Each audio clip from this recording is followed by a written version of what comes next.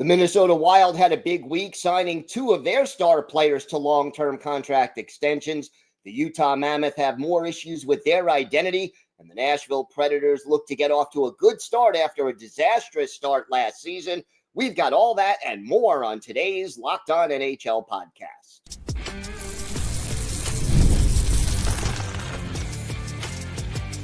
You're Locked On NHL, your daily podcast on the National Hockey League. Part of the Locked On Podcast Network, your team every day.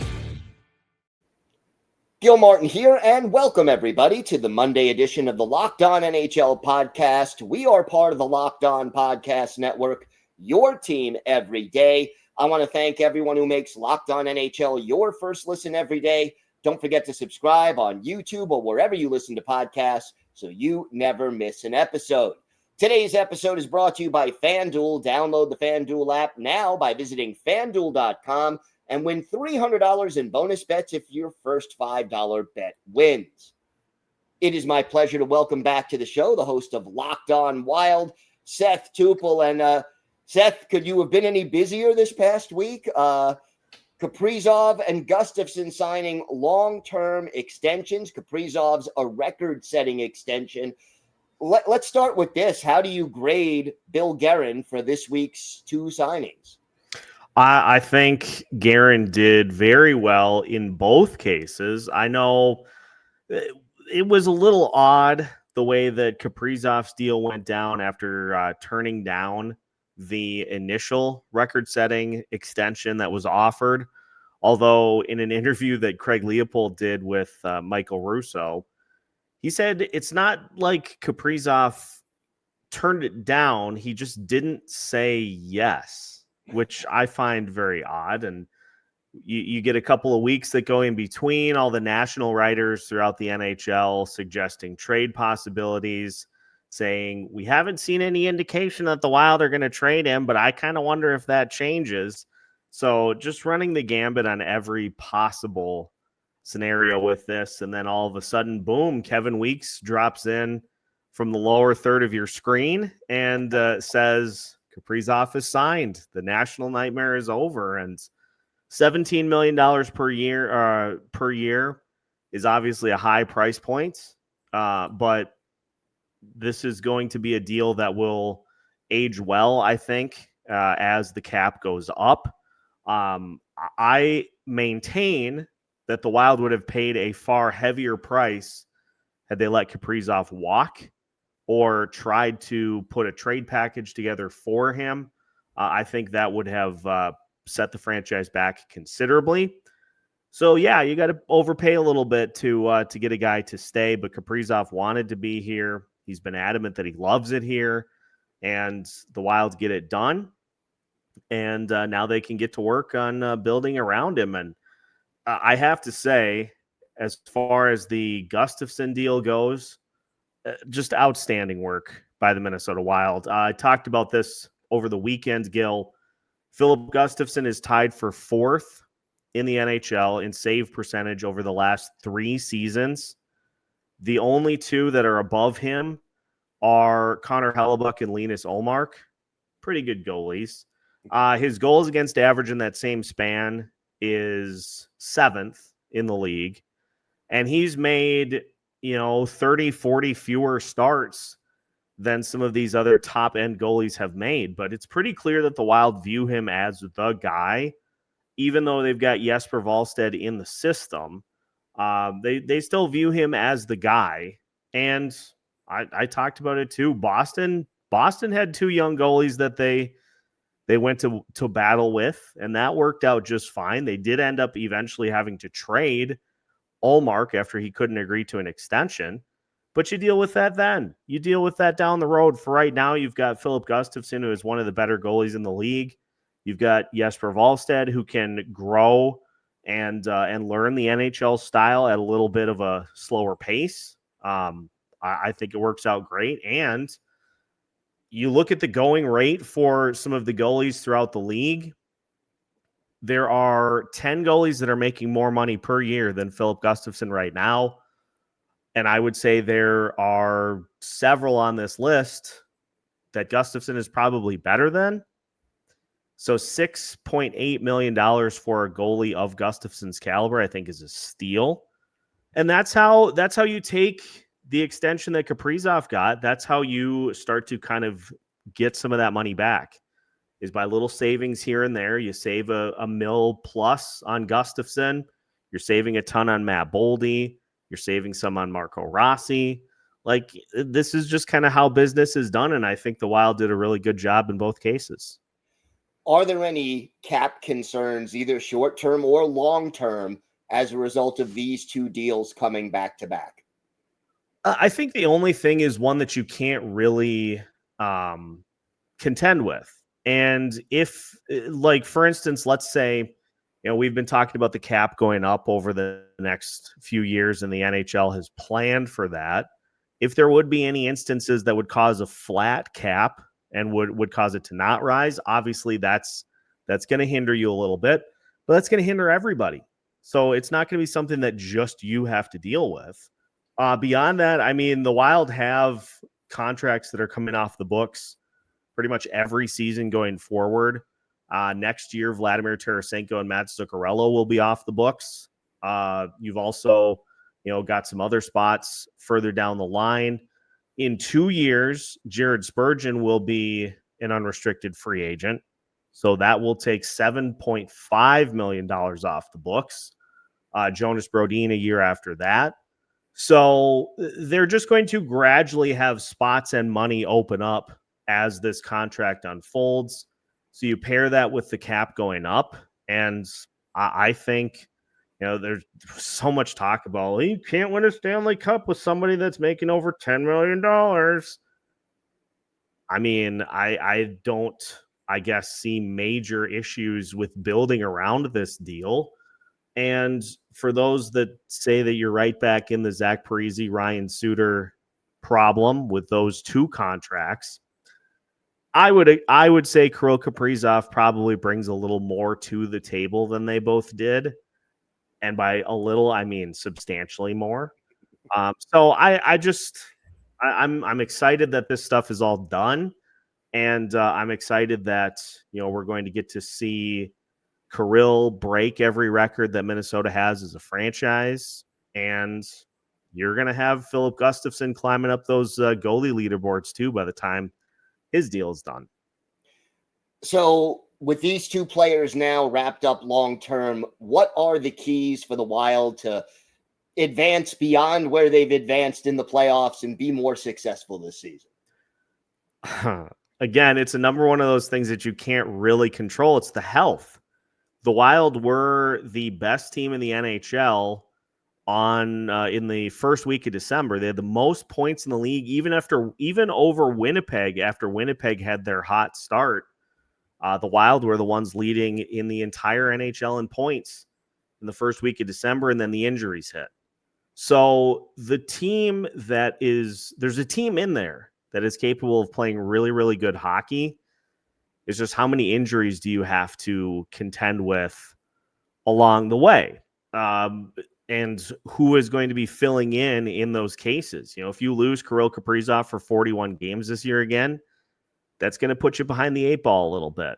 If he can play closer to 70 games, 75 games this year, the Wild are going to be much better. And they lost Joel Eriksson Ek. He only played 46 games last year. Several key players were in the 60s as far as games played are concerned. So if you can get players closer to 70 as far as games played go, you're going to have a much better year. And, as far as the division goes as well, there were, like, the Avalanche dealt with a ton of injuries and have over the last few years. Winnipeg, very healthy. And that is, I think, a big reason that they were able to get off to the start that they did. Are they going to have that same injury luck this year? I guess we'll have to wait and see. But if the Wild can stay even slightly more healthy than they were last year, I think they stand a good chance to go much further this year. Well, I know you'll have that covered every step of the way. Seth, why don't you tell our viewers and our listeners where they could find the podcast and where they could find you on social media? You can follow the show on your favorite social media platforms and on your favorite podcast platforms by searching Locked On Wild. We've got you covered every step of the way with some surprise guests coming up this week to kick us off with Thursday's opener against the St. Louis Blues. And you can follow me on X as well at Seth, Toups, for, as I like to call it, mostly hockey with a pinch of nonsense. Sounds good, Seth. Thank you so much. Thanks, Gil. Today's episode is brought to you by Monarch Money. Most people can't name all their financial accounts or even what they're worth, whether it's 401ks, properties, or investments. And when you don't have the full picture, you can end up leaving money on the table. That's why there's Monarch Money. It's an all-in-one personal finance tool that brings your entire financial life together in one clean, easy-to-use interface on your laptop or your phone. Monarch is built for people with busy lives. If you've been putting off organizing your finances, Monarch is for you. Monarch does the heavy lifting for you. You can link all your accounts in minutes, see clear data visuals, get smart categorization of your spending, and finally feel in control of your money without ever touching a spreadsheet. I love how if you are sharing accounts with a significant other, Monarch helps both of you stay on the same page. So don't let financial opportunities slip through the cracks. Use code LOCKEDONNHL at monarchmoney.com in your browser for half off your first year. That's 50% off your first year at monarchmoney.com with code LOCKEDONNHL. It is my pleasure to welcome back to the show the co-host of Locked On Mammoth, Robyn Leano. And Robyn, exciting times for the Utah Mammoth. Gonna play their first regular season game under the new name, and yet there's issues with the name yet again. Fill us in on what's going on and where we're at. Yeah, so this is something that has been kind of slowly churning over the summer.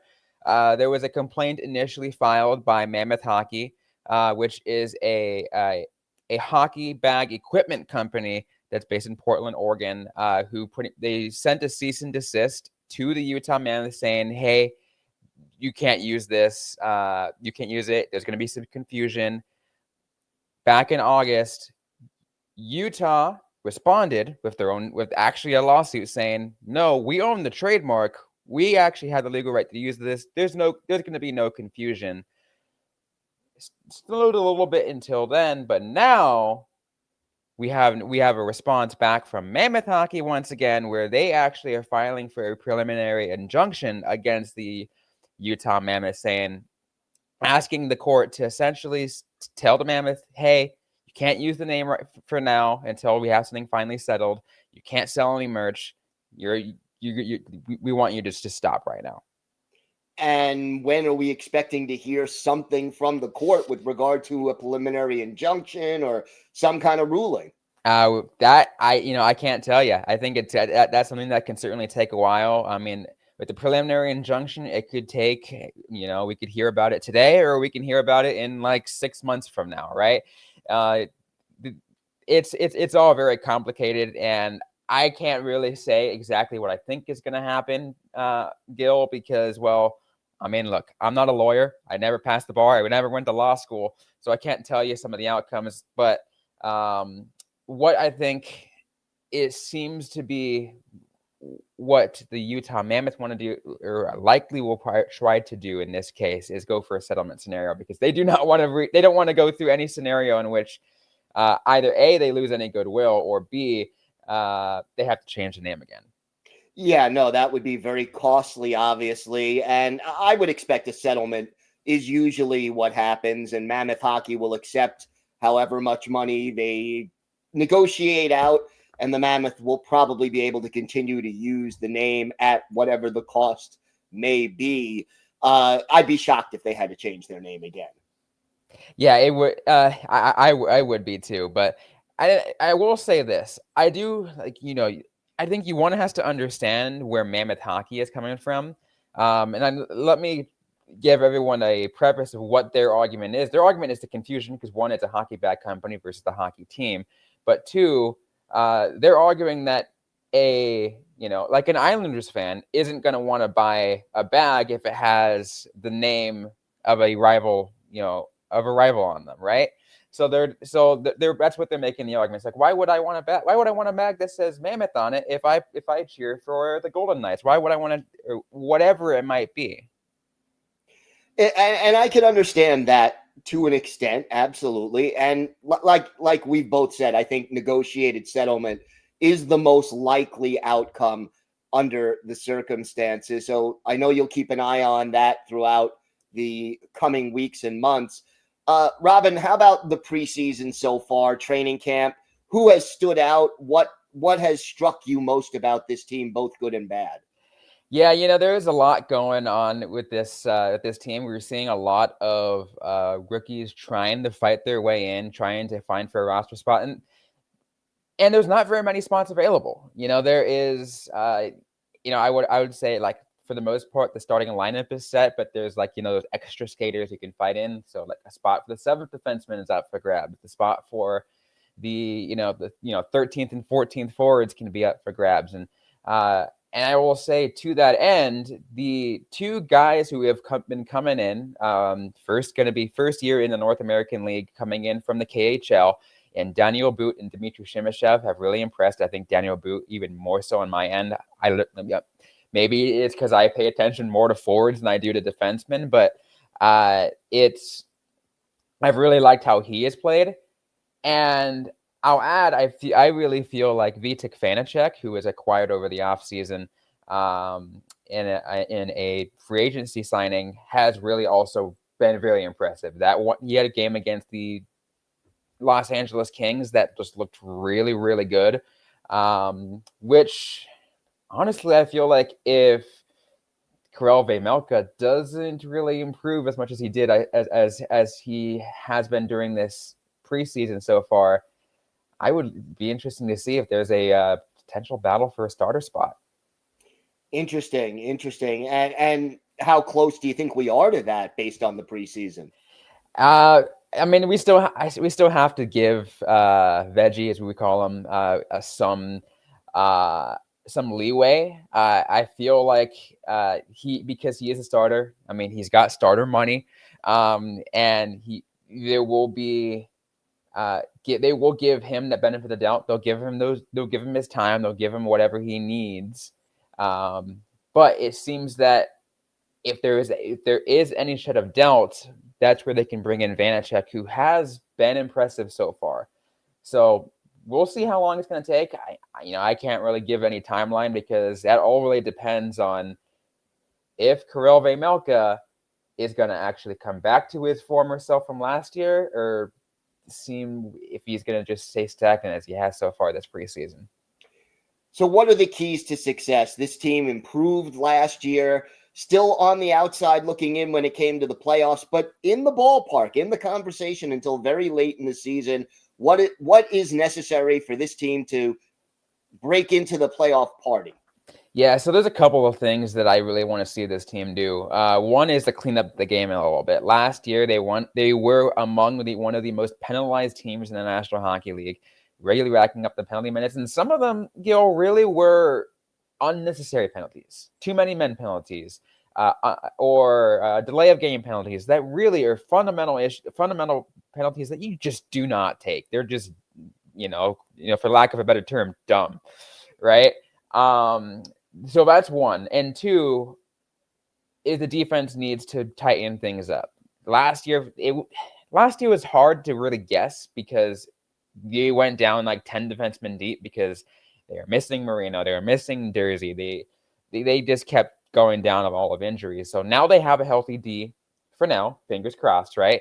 But they still need to tighten things up. There are some issues like Mikhail Sergachev. I bang my head every time I see him go through middle center ice stretch passes that easily get turned over and create 3-on-1 scenarios. And those are things that I'd like to see the defense clean up. And as far as, are there players who you think are ready to take a big step forward this year? I mean, yeah. I will say that I feel like there is going to be different amount of line juggling, but I do feel like there's going to be a couple of different players who I feel like will work really well together. During the preseason, we got a chance to see Dylan Guenther and JJ Paterka together, and I feel like with those two together, it would be unbelievable. I feel like those two are going to be another step up. Dylan Guenther's already made a step up. I feel like with them two together, it will make an even bigger step. Logan Cooley is going to be bound for another breakout year. He's in a contract year. He's going to be due for an extension, and I know he's going to want to get as close to Kirill Kaprizov money as he can. He's not going to get that high, but he wants to get close. I'm sure he does. Absolutely. Robyn, why don't you tell our viewers and our listeners where they could find the podcast and where they could find you and your co-host on social media? Yeah, on the for the podcast, you can find us just about everywhere. We are at Locked On Mammoth. That's at Locked On Mammoth. Just about everywhere. Primarily active over on X/Twitter, whatever you guys want to call it these days. You can find me at Robyn_Leano. You can find Tom. He's over on Blue Sky primarily at Tom Talks, but also over on X/Twitter at Callahan on Air. All right, Robyn, thank you so much. Of course. Today's episode is brought to you by your friends at FanDuel. The NFL season is here, and FanDuel has an offer that you don't want to miss. Right now, new customers can bet just $5 and get $300 in bonus bets if your first bet wins. That's right. Pick a bet, put down $5, and if it hits, you'll unlock $300 in bonus bets to use across the app. I love how FanDuel gives me so many ways to play. I've built same-game parlays to increase my odds. I've tried player props and even followed the live lines during games. It makes watching football even more exciting when you've got a little something riding on the action. So whether you're a casual fan or love diving into the stats, FanDuel makes the game day experience so much better. So what are you waiting for? Visit FanDuel.com to download the FanDuel app today and get started. Place your first $5 bet. If it wins, you get $300 in bonus bets to use across the app. FanDuel.com. Check it out today. It is my pleasure to welcome back to the show the co-host of Locked On Predators, Ann Kimmel, and a fresh start in Nashville after a disappointing year last year. And a lot of the buzz I'm hearing coming out of Nashville, this team needs to get off to a faster start this year than they did a year ago. Absolutely. I think that is key for this team. Last year, of course, they had a lot of high expectations and then came out of the gate 0-5, friends. That is something that they absolutely cannot repeat this season. And it's definitely been a focus for the team. It's been a focus and a conversation piece among the coaching staff as well. We need to hit the ice and we need to get some wins right away. And I think it's not just about points in a very competitive Central Division. I think that this is the mental game for the Nashville Predators. They limped through the end of last season. It was such a disappointment individually and collectively. And this is a team that really needs to hit this new season with some energy, some wins, and to get that confidence back. There are veteran leaders on this team. This is not a particularly young, inexperienced team. Who has to step up leadership-wise to help manufacture that faster start? Yeah, leadership has been a big discussion among the team in the offseason because one of the struggles last year when you brought in a Steven Stamkos, when you brought in a Jonathan Marchessault, is there is sort of this reshuffling of leadership in the locker room. Barry Trotz referred to it in the offseason as leadership paralysis, where Steven Stamkos wasn't sure how much do I speak up and how much do I sit back and learn. I think there were a lot of very difficult but very honest conversations among the leadership group of the Nashville Predators with Barry Trotz, with Andrew Brunette. And I think each of them individually understands not only does my performance on the ice have to be different, but I need to be a voice in the locker room that's going to speak up and get comfortable. And I think because these leaders know each other a little bit better, there's less of that feeling out and tentativeness of calling out themselves, other players, bringing up hard topics. So I think that that dynamic for the Predators is just naturally going to be a little bit better. When it comes to on-ice performance, there's really not a leader except for Filip Forsberg who doesn't need to have a better season. This was a really disappointing season last year across the board for Nashville, especially for Stamkos and Marchessault. So those are two players who really are looking at hitting the ice early and really finding their groove early, which is something they both struggled with last season. What are some of the other keys to success this season for this team? What else do they have to do?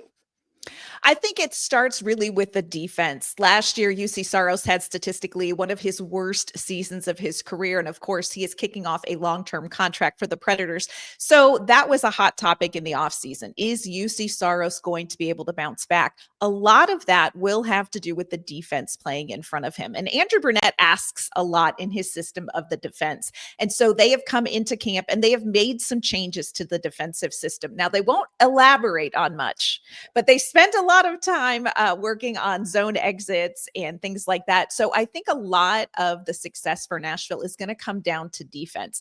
And it's an interesting predicament they're in. They went out and they got Nick Perbix and Nick Hague to come in the lineup. Nick Hague was the heir apparent to playing top line minutes with Roman Josi. He is out with an upper body injury for 2 to 3 weeks.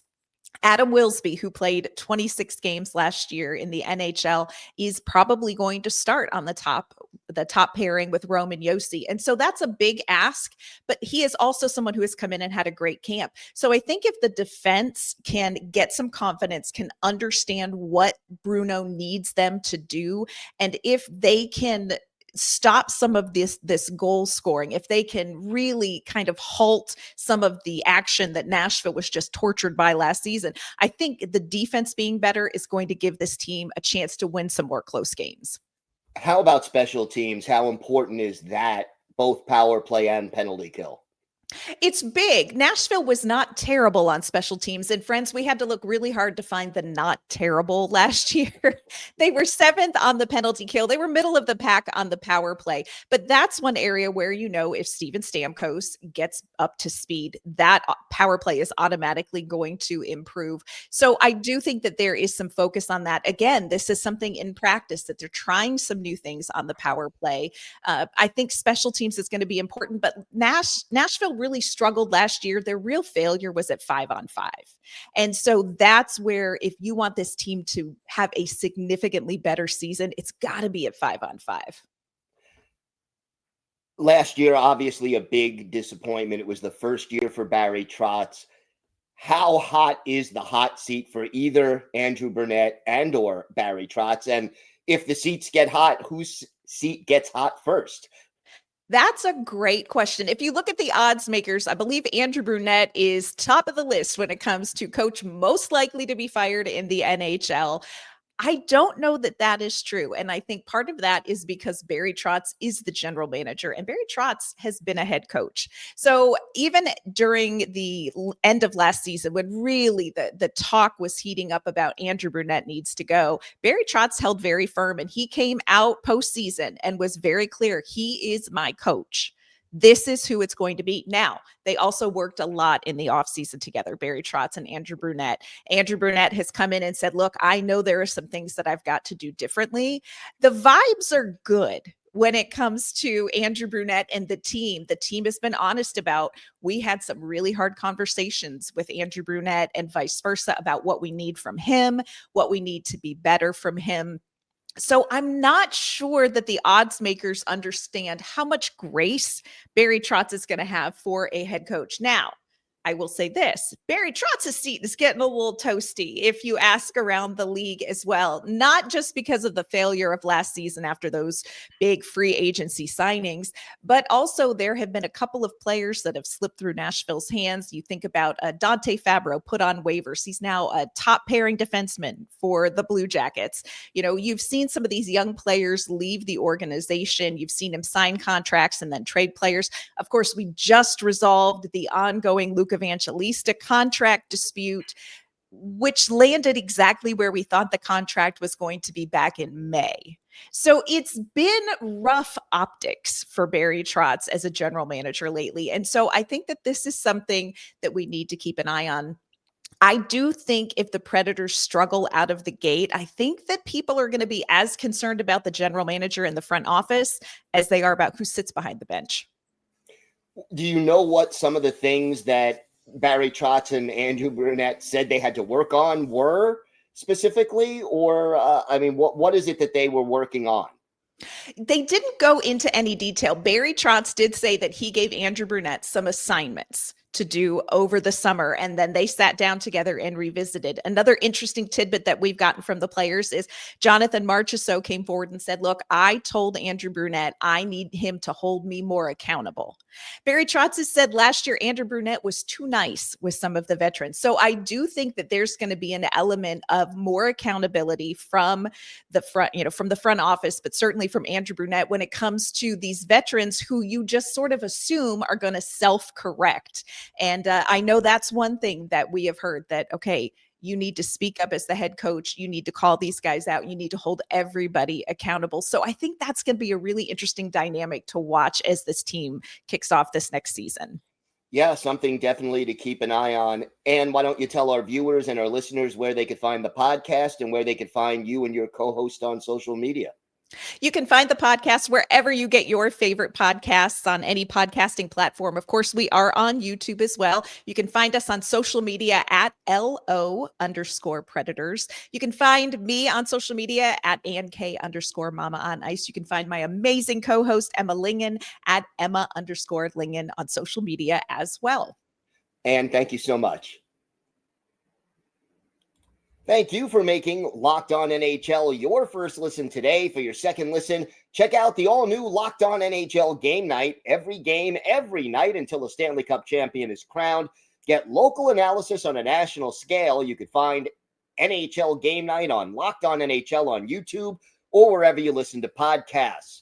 I'm Gil Martin. I host the Monday edition of the Locked On NHL podcast, and I co-host the Friday edition along with Rachel Donner. Don't forget, we are here every day, Monday through Saturday, bringing you the biggest stories from around the hockey world. I want to thank my guests today, Seth Toupal of Locked On Wild, and Kimmel of Locked On Predators, and Robyn Leano of Locked On Mammoth for joining me today. Have a great day, everybody. Stay safe. Enjoy the start of the season. And thanks for listening to and watching the Locked On NHL podcast.